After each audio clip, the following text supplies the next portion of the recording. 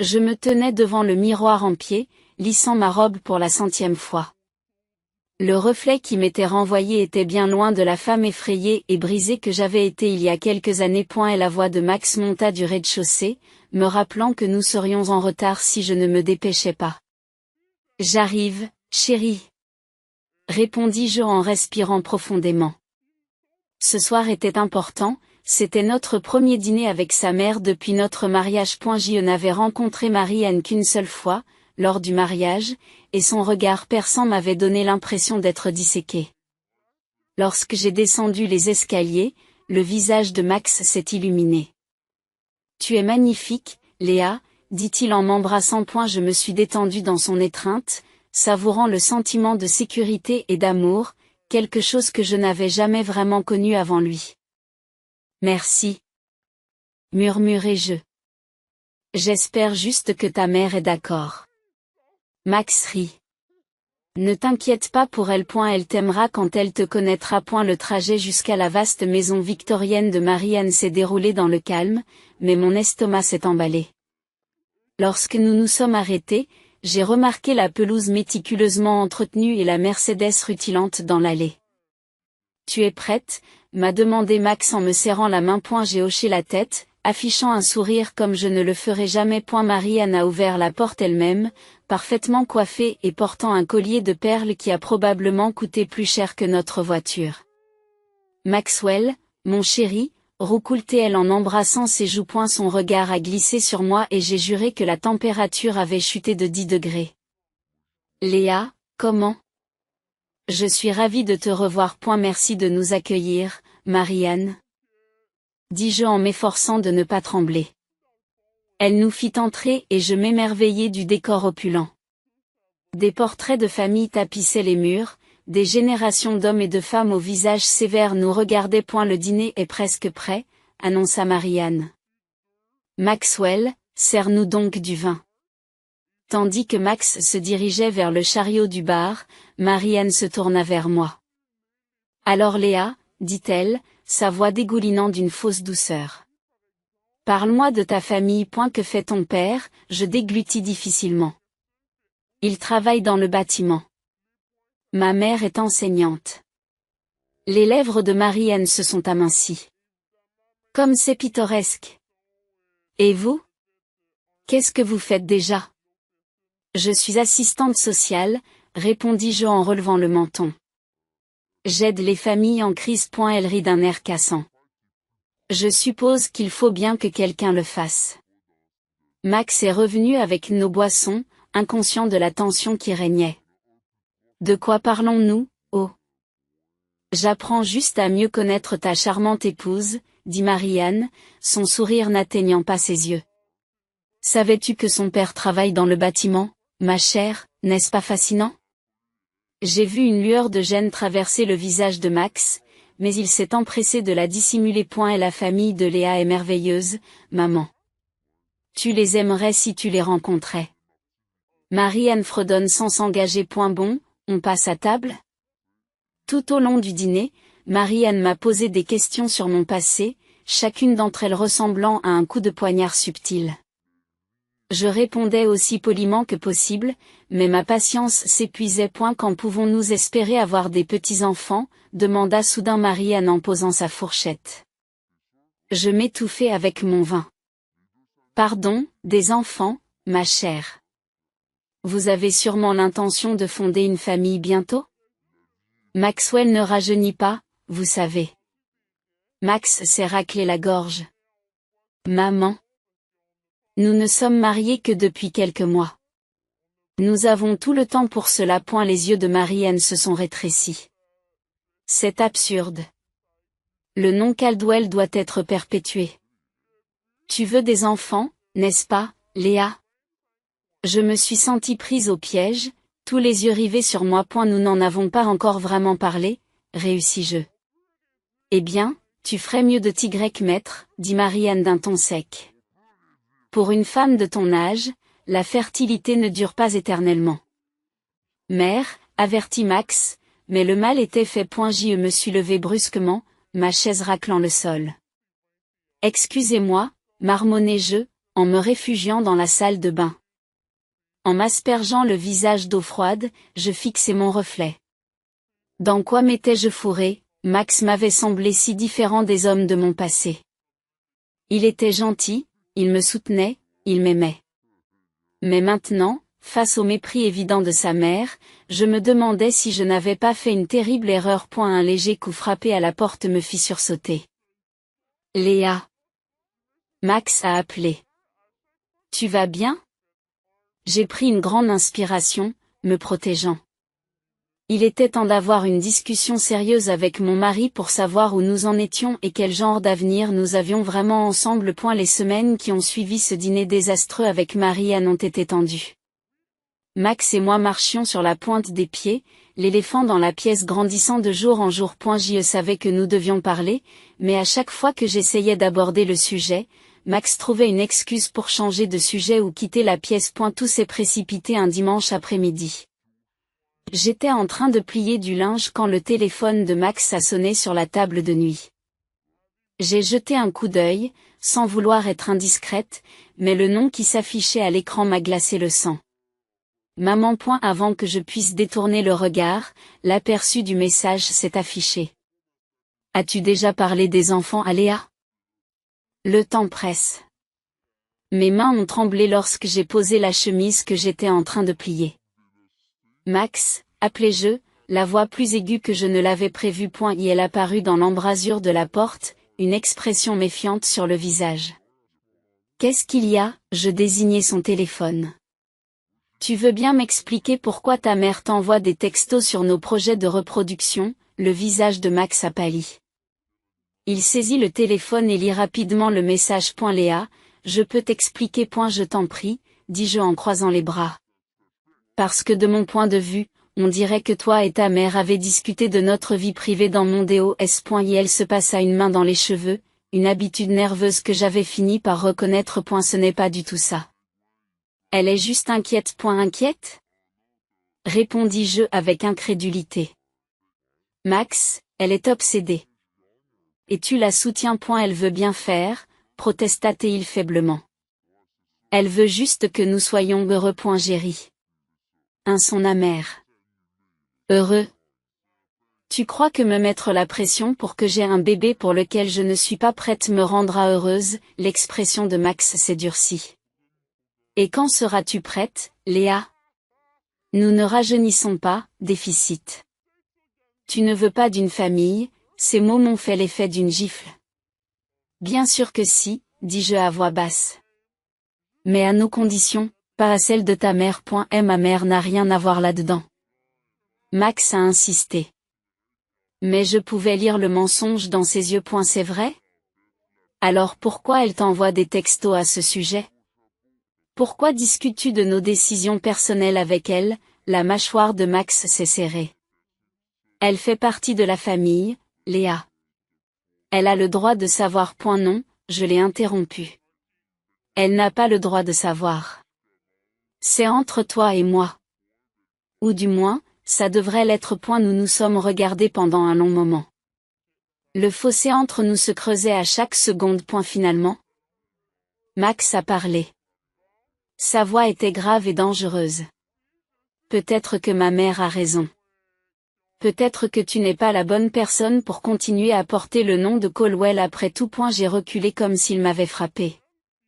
Qu'est-ce que cela veut dire? Cela signifie, dit-il lentement, que je commence à me demander si je n'ai pas fait une erreur en épousant quelqu'un de si différent de nous. Les mots étaient suspendus dans l'air, lourds et étouffants. J'ai senti mon monde basculer sur son axe. Tout ce que je croyais savoir sur mon mari s'écroulait sous mes yeux. Va-t'en, ai-je murmuré. Max a cligné des yeux. Qu'est-ce que c'est? Sors de là! Criai-je en saisissant l'objet le plus proche, une photo encadrée de notre mariage, et en la lançant sur lui. Elle s'est brisée contre le mur alors qu'il se baissait. J'ai besoin de temps pour réfléchir, et je ne peux pas le faire avec toi ici. Pendant un instant, j'ai cru qu'il allait argumenter. Puis il a hoché la tête avec raideur. Attrapant ses clés et son portefeuille. Je vais rester chez ma mère ce soir, a-t-il dit. Nous pourrons parler demain, quand nous serons tous les deux calmés. Alors que la porte d'entrée claquait derrière lui, je me suis effondré sur le sol, entouré des restes de notre cadre photo cassé. Comment les choses avaient-elles pu tourner si mal si rapidement, et surtout, qu'allais-je faire maintenant? Mon téléphone a sonné et je l'ai attrapé machinalement. Un message de Marianne s'afficha sur l'écran. Max m'a raconté ce qui s'est passé. Tu fais une grosse erreur, ma chérie. Viens demain, et nous réglerons tout ça. J'ai fixé le message, une fureur froide s'installant dans ma poitrine. Plus question de jouer les gentils, d'essayer de plaire à tout le monde. Il était temps de me défendre, même si cela signifiait perdre tout ce que je pensais vouloir. Les doigts tremblants, j'ai tapé une réponse, reste en dehors de mon mariage. Marianne. C'est ton seul avertissement. Au moment où j'ai appuyé sur envoyer, j'ai su que je venais de déclarer la guerre. Et je ne savais pas du tout si j'étais prête pour la bataille qui m'attendait. Les semaines qui ont suivi ma confrontation avec Max ont été une succession de silences tendus et de politesses forcées. Nous étions parvenus à une trêve malaisée, mais le poids des mots non prononcés pesait lourd entre nous.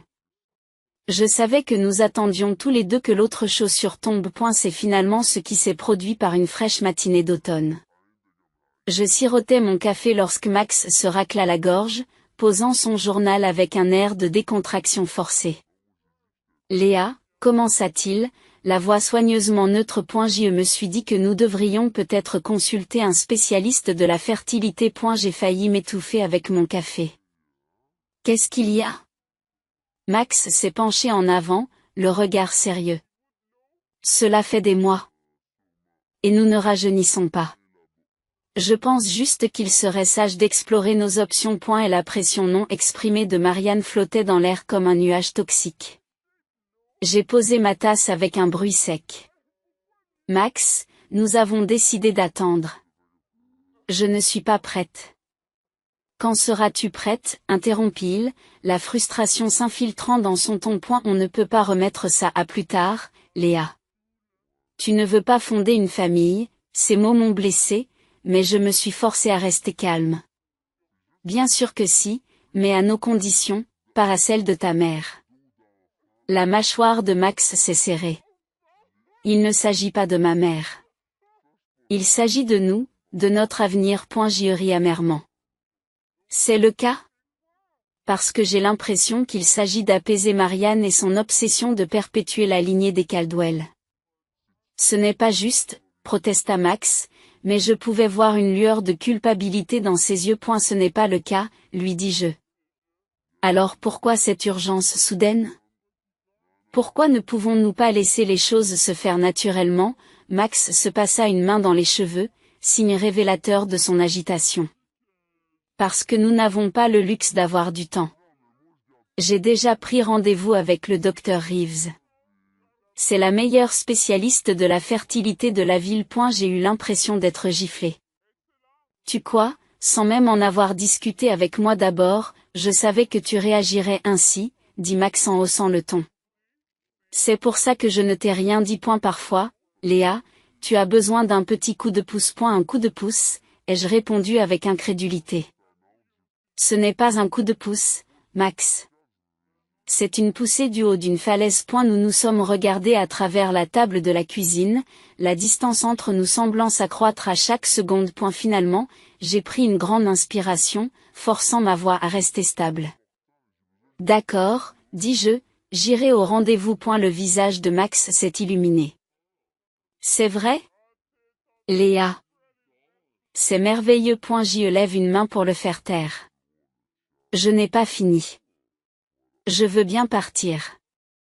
Mais à une condition. Ta mère reste en dehors de ça. Complètement. Plus de discussions sur notre vie privée. Plus de suggestions utiles. C'est entre toi et moi. Tu es d'accord? Max a hésité. Et j'ai vu la lutte qui se jouait sur son visage. Finalement, il a acquiescé. Je suis d'accord. Le rendez-vous a été fixé à la semaine suivante. Assise dans le bureau stérile du docteur Reeves, je l'écoutais m'expliquer la batterie de tests que nous allions devoir subir et je n'arrivais pas à me débarrasser du sentiment que je perdais le contrôle de ma propre vie. Max, quant à lui, vibrait pratiquement d'enthousiasme. Il a bombardé le médecin de questions sur les taux de réussite et les options de traitement, tandis que je restais assise dans un silence engourdi. Lorsque nous avons quitté la clinique, j'ai été prise d'une vague de nausées. J'ai à peine atteint une poubelle avant de vider le contenu de mon estomac. Léa, s'exclame Max en se précipitant à mes côtés. Tu vas bien? Je m'essuyai la bouche, un calme étrange s'installant en moi. Je vais bien, dis-je. Juste un peu de nervosité, je suppose. Mais tandis que Max m'aidait à monter dans la voiture, parlant avec enthousiasme des prochaines étapes, j'ai pris conscience de la situation. Les nausées, la fatigue que je ressentais ces derniers temps, ce n'était pas possible. N'est-ce pas? J'ai posé une main sur mon estomac. Un mélange de peur et d'émerveillement m'envahit. Si j'avais raison, tout allait changer. Et je n'avais aucune idée si j'étais prête pour ce qui allait arriver. Lorsque nous nous sommes garés dans notre allée, je me suis tournée vers Max, le cœur battant. Il faut qu'on parle, dis-je. Ma voix dépassant à peine un murmure. Je crois que je suis enceinte. Le jour de l'échographie des 20 semaines est arrivé avec un mélange d'excitation et d'inquiétude. Max et moi avions à peine parlé de la grossesse, marchant sur la pointe des pieds comme des étrangers partageant une maison. Alors que nous étions assis dans la salle d'attente, je pouvais sentir la tension qui se dégageait de lui par vagues. Et Madame Caldwell? La technicienne a appelé. Son sourire était radieux et ne tenait pas compte de la tension qui régnait entre nous. Nous l'avons suivi dans la pièce faiblement éclairée et je me suis installée sur la table d'examen. Max se tenait maladroitement à mes côtés, les mains enfoncées dans les poches. Êtes-vous prête à voir votre bébé? Demande joyeusement la technicienne. J'ai hoché la tête, n'ayant pas confiance en ma voix. Pendant qu'elle étalait le gel froid sur mon ventre, j'ai tendu la main à Max par habitude. Il a hésité un instant avant de la prendre. Sa prise était lâche et inconfortable. Et la pièce s'est remplie du whoosh-whoosh rapide des battements de cœur de notre bébé. Malgré tout, les larmes me montent aux yeux. C'est notre bébé, murmurai-je en jetant un coup d'œil à Max. Son visage était indéchiffrable, les yeux fixés sur l'image granuleuse de l'écran. Tout est normal, demanda-t-il, la voix serrée. La technicienne a hoché la tête, déplaçant la baguette sur mon ventre. Tout semble parfait. Voulez-vous connaître le sexe? J'ai senti Max se raidir à côté de moi. Nous n'avions pas discuté de la question de savoir si nous voulions le savoir, mais soudain, j'avais besoin de le savoir. Oui, j'ai dit fermement, en serrant la main de Max, nous aimerions savoir. Le technicien a souri en ajustant l'image. Félicitations. Vous allez avoir une petite fille. Le monde a semblé basculer sur son axe. Une fille. Ma fille. J'ai ressenti un élan d'amour si puissant qu'il m'a coupé le souffle. Mais la main de Max était devenue molle dans la mienne. Je me suis retournée pour le regarder et l'expression de son visage m'a glacé le sang. Et la déception. De la colère. Peut-être même, discuter, d'une fille? Répéta-t-il, la voix plate. La technicienne, sentant le changement d'humeur, a rapidement mis fin au rendez-vous. En quittant la clinique, le silence entre nous était assourdissant. Dans la voiture, je ne pouvais plus me retenir. Max, parle-moi. Qu'est-ce qui se passe? Il a serré le volant si fort que ses jointures sont devenues blanches. Ce n'est rien. C'est juste que... Je crois que j'espérais un garçon. J'espérais. Max, c'est notre enfant, notre fille. Comment peux-tu être déçu? Il soupire lourdement. Tu ne comprends pas, Léa. Dans ma famille, le premier-né a toujours été un fils. C'est la tradition. C'est attendu. J'ai eu l'impression d'être giflée.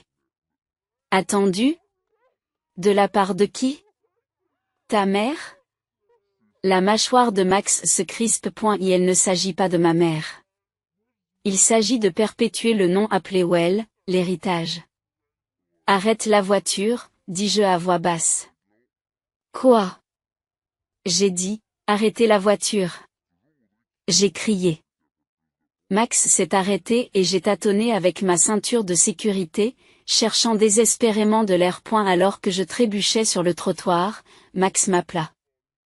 Léa, où vas-tu? Je me suis retournée pour lui faire face, la fureur et le chagrin d'amour s'affrontant à l'intérieur de moi. Comment oses-tu, sifflai-je. Comment oses-tu entacher ce moment, ce miracle, avec tes attentes sexistes dépassées? C'est notre fille, Max, une partie vivante de nous deux. Si tu ne peux pas voir à quel point c'est précieux, alors peut-être avons-nous fait une terrible erreur. Le visage de Max pâlit. Léa, tu ne le penses pas bien? Rentrons à la maison et parlons-en. Mais je reculais déjà, secouant la tête. Je ne peux pas. Je ne peux pas retourner dans cette maison, pas maintenant. J'ai besoin de temps pour réfléchir. Alors que je me retournais et m'éloignais, j'ai entendu Max appeler derrière moi, sa voix teintée de panique. Mais je ne me suis pas retournée. Ma main s'est posée de manière protectrice sur mon ventre, là où ma fille, ma parfaite, ma magnifique fille, grandissait. À ce moment-là, j'ai su avec une certitude absolue que tout avait changé. Et la vie que je pensais vouloir, l'avenir que j'avais planifié avec Max, tout s'écroulait autour de moi. Alors que les premières larmes commençaient à couler, j'ai réalisé que j'avais un choix à faire. Un choix qui déterminerait non seulement mon avenir, mais aussi celui de ma fille. J'ai passé la nuit chez mes parents, ignorant le bourdonnement constant de mon téléphone, Max essayant de me joindre. Au matin, je me sentais vidée mais résolue. Je devais faire face à la situation. Lorsque je suis rentrée à la maison, Max m'attendait, son visage était un masque d'inquiétude et de culpabilité.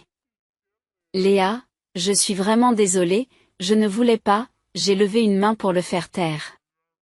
Il faut qu'on parle, mais pas maintenant. Ta mère va passer, n'est-ce pas? Max a hoché la tête, l'air penaud. Je lui ai parlé du bébé. Elle a insisté pour venir. Mon estomac s'est serré, mais j'ai tenu bon. D'accord, finissons en. Marianne est arrivée en trombe et a franchi la porte d'entrée sans frapper. Ses yeux se sont immédiatement fixés sur moi, se rétrécissant à mesure qu'il prenait conscience de ma distance protectrice, une main se posant sur ma bosse à peine visible. Eh bien, dit-elle, la voix dégoulinante de dédain. J'ai entendu dire que les félicitations étaient de mise. J'ai entendu dire que les félicitations étaient de rigueur. Mais je ne peux pas dire que je ne suis pas déçue. J'ai senti Max se crisper à côté de moi, mais à ma grande surprise, il a pris la parole. Maman, je t'en prie, c'est de notre enfant qu'il s'agit. Marianne l'a repoussé du regard, sans me quitter. Ne sois pas naïf, Maxwell. Cette fille ne pourra jamais porter correctement le nom des Caldwell. Tu sais ce qu'il faut faire. Et la pièce est devenue mortellement silencieuse. Je sentis le sang s'écouler de mon visage à mesure que ces paroles s'imposaient. Qu'est-ce que tu dis, Marianne? Elle s'est rapprochée, sa voix s'est abaissée jusqu'à devenir un murmure de conspirateur. Il y a des moyens, tu sais, des cliniques discrètes qui peuvent s'occuper de ce petit problème. Personne n'aurait à le savoir. J'ai reculé. La bile montant dans ma gorge. Vous n'êtes pas sérieux.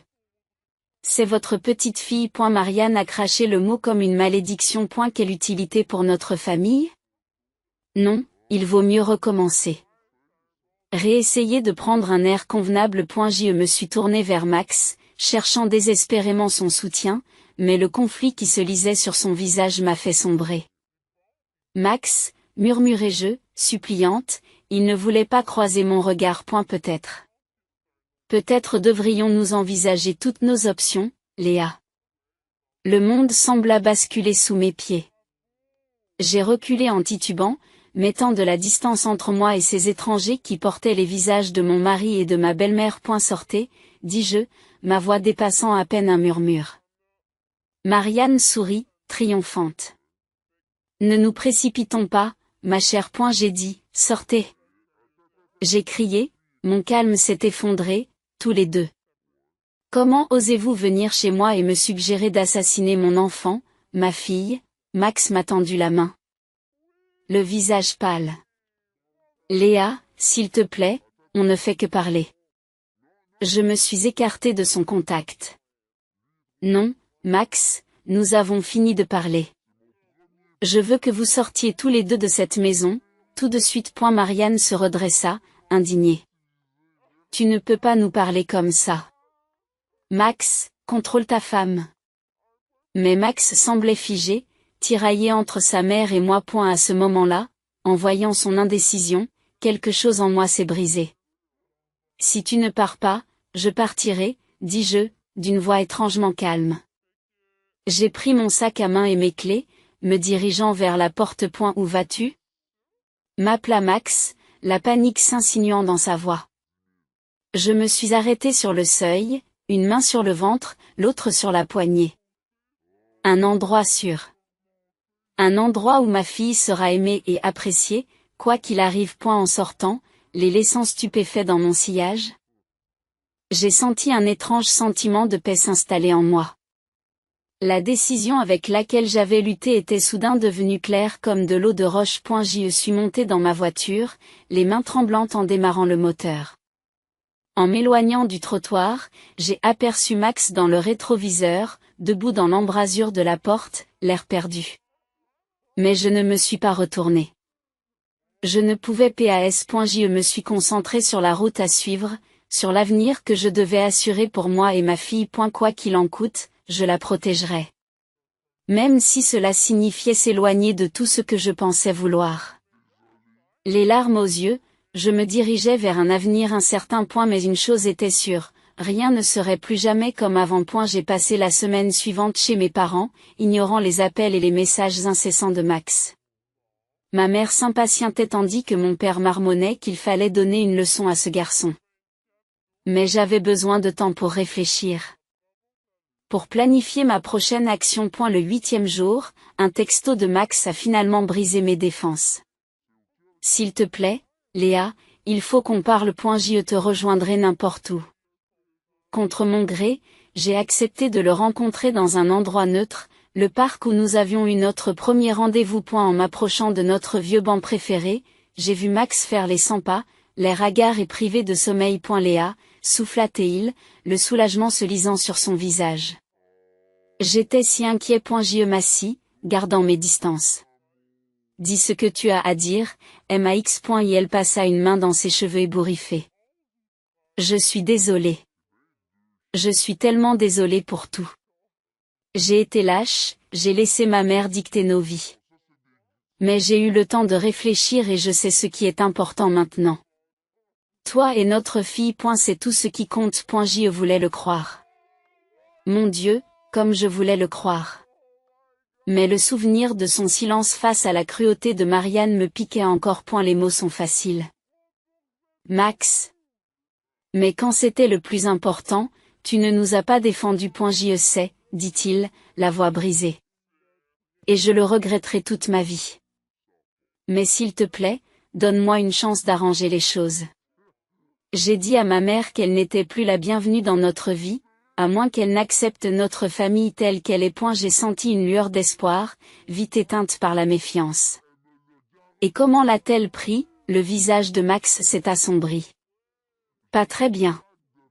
Elle a menacé de me couper les vivres, de m'exclure du testament. Mais je me fiche de tout cela. Je ne me soucie que de toi et de notre bébé. Je me suis levée, j'avais besoin de bouger, de réfléchir. Je ne sais pas si je peux te faire confiance, Max.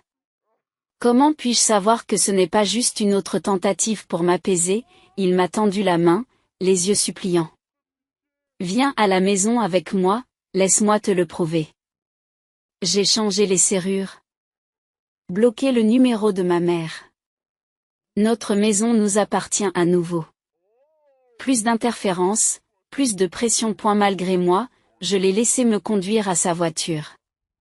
Le trajet jusqu'à la maison a été tendu, rempli de non-dits et de doutes persistants. Lorsque nous sommes entrés dans notre allée, j'ai ressenti un sentiment de malaise.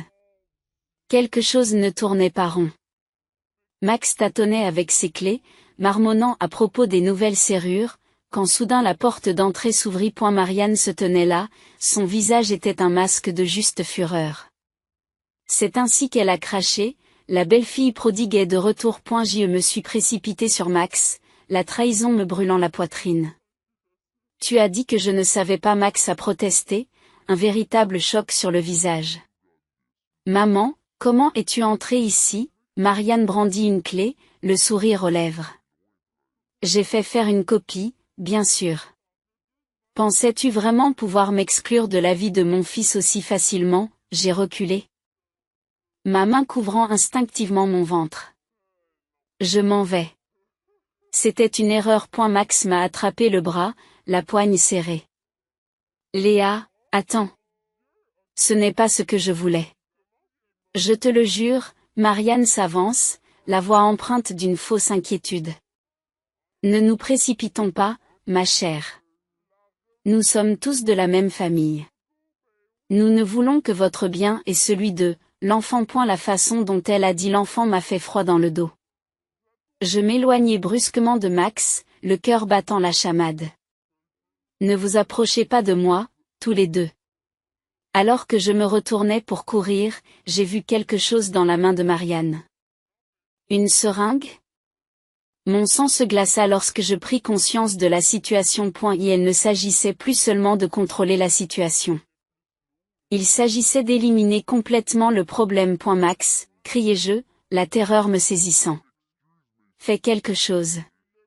Mais Max est resté figé, déchiré entre sa mère et sa femme.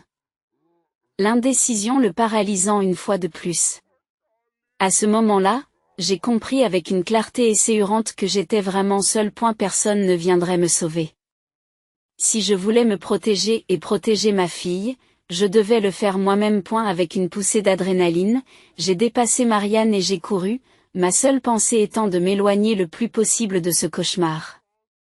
Derrière moi, j'ai entendu Max m'appeler, mais je ne me suis pas retournée.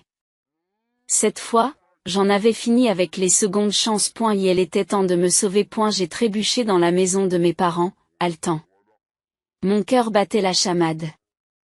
Ma mère s'est précipitée vers moi, le visage marqué par l'inquiétude. Léa, ma chérie, que s'est-il passé? En sanglotant, j'ai raconté la scène horrible qui s'était déroulée chez Max. Le visage de mon père s'assombrit à chaque mot, ses poings se serrant le long de son corps. Ça y est, a-t-il grogné. J'appelle la police. Non. M'écriai-je en lui attrapant le bras. On ne peut pas. Pas encore. J'ai besoin d'aide. C'est alors que ma mère a parlé de Paul. Tu te souviens de Paul Hawkins? Il est avocat maintenant, spécialisé dans le droit de la famille. Et elle pourrait peut-être m'aider. Ce nom a éveillé quelque chose dans ma mémoire. Un sourire bienveillant, une présence inébranlable de ma jeunesse. J'ai hoché la tête, désespéré à l'idée d'une quelconque bouée de sauvetage. Appelez-le, s'il vous plaît. Paul est arrivé dans l'heure. Son visage familier était désormais marqué par l'expérience et l'inquiétude. Dès qu'il m'a vu, son attitude professionnelle s'est adoucie.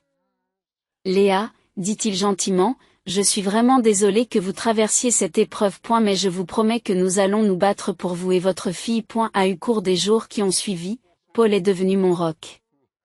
Nous nous sommes penchés sur des documents juridiques, constituant un dossier non seulement pour le divorce, mais aussi pour une ordonnance restrictive à l'encontre de Max et de Marianne. Et la force tranquille et le soutien indéfectible de Paul m'ont donné le courage d'affronter ce qui m'attendait. Nous devons agir vite, a expliqué Paul un soir, la voix serrée par l'urgence. La famille de Max a des relations. Si nous n'agissons pas maintenant, il pourrait essayer de manipuler le système. J'ai acquiescé, ressentant un étrange mélange de peur et de détermination. Qu'est-ce qu'on fait? Paul s'est penché en avant, le regard intense. Nous passons à l'offensive. J'ai rassemblé les preuves des menaces de Marianne. Et la complicité de Max nous permettra de demander une garde d'urgence dans le cadre d'une ordonnance de protection. Mais Léa, il s'interrompt, me prend la main. Es-tu prête pour la suite? Ce ne sera pas facile. J'y pose mon autre main sur mon ventre qui grossit, sentant une protection féroce déferler en moi. Je dois être prête, pour elle. Le lendemain matin, alors que Paul et moi nous apprêtions à partir pour le palais de justice, mon téléphone a bourdonné d'un message de Max. S'il te plaît, Léa, ne fais pas ça. Nous pouvons trouver une solution, pour le bien de notre famille.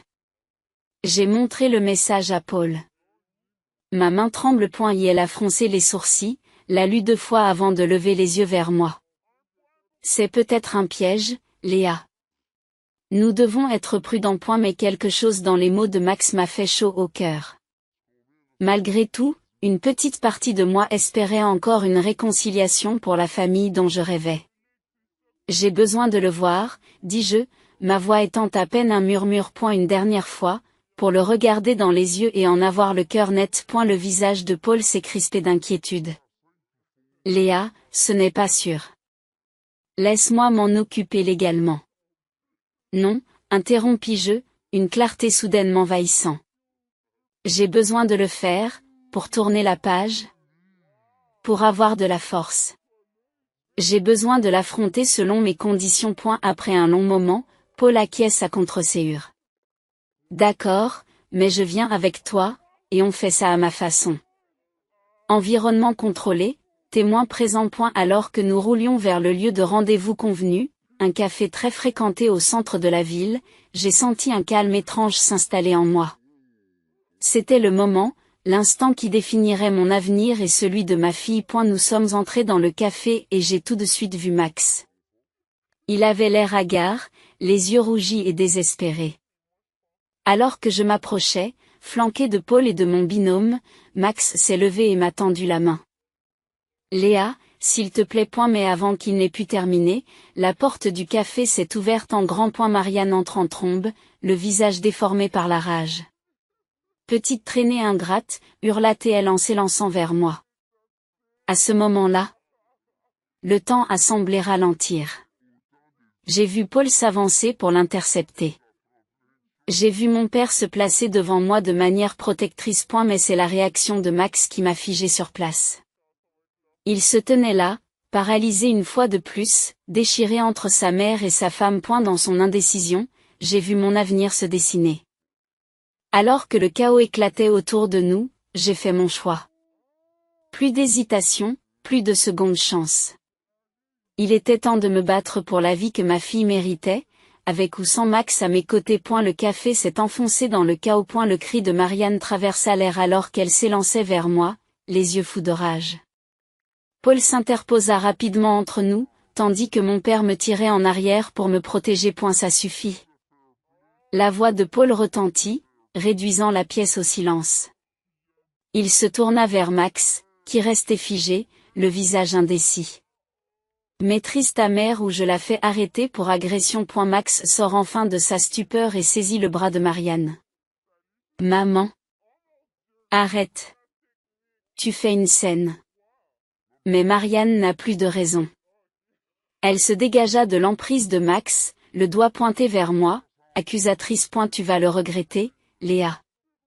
Je ferai en sorte que tu ne vois jamais un centime de la fortune des Caldwell. Toi et cette abomination que tu portes.